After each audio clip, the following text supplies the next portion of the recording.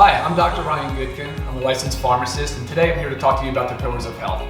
We like to think of those as stress, sleep, socialization, nutritional, biochemistry, exercise physiology, and exogenous substances, which are, again, those outside things that you're taking into your body, like dietary supplements and drugs. Today, let's focus on socialization. It's a big category. We don't have any choice. We're social creatures. We're humans, right? That's what we're best at. We socialize and we thrive in it. Whether or not you think that social media has had a negative impact on that or not, I disagree. I think as long as it brings us together and we have a way to communicate and express our feelings and emotions, that's a good thing. Really two areas that I think we should split it. Let's think of it as professional socialization and personal socialization. On the professional side, for those of you that are in the workforce, it's sometimes difficult. It can be challenging to figure out because you're almost like forced in a way to get along.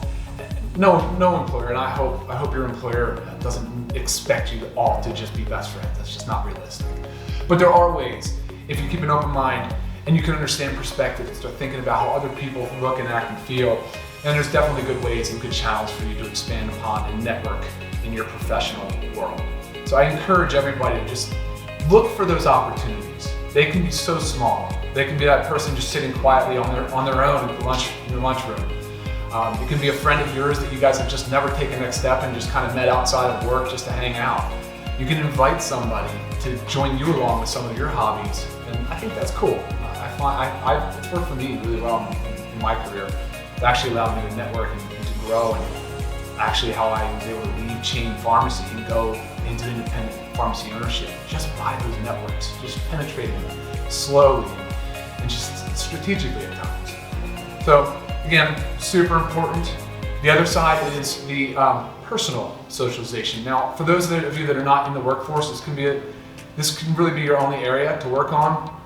I know some people from my family, my parents, they retired into a small town, and there's not a whole lot of people there. It was very remote, and I think they lost that. And unfortunately, over time, I did see some cognitive decline, like just that decline in cognition, that their thinking. And socialization does so much to build us up.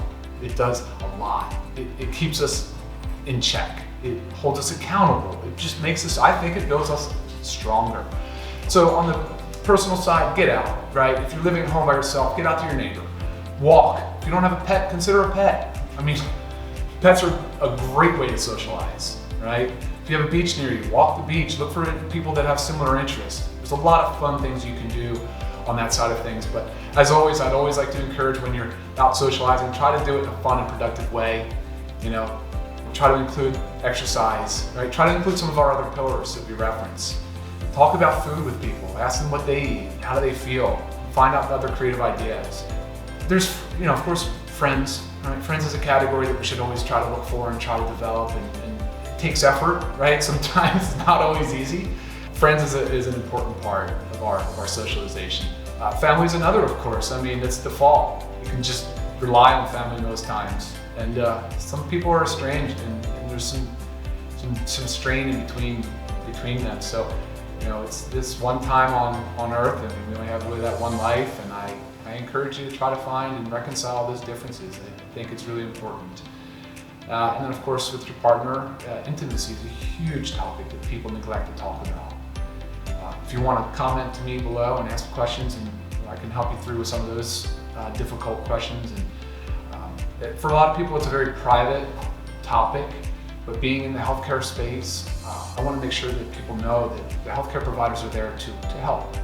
We're there to assist. And so being intimate with your partner has a lot of benefits to your health and wellness. So think about that next time. Any questions, comments, please let me know. We'll talk to you soon. Please don't forget to like and subscribe to this channel and follow me on social media at Ryan Live Good. Be well.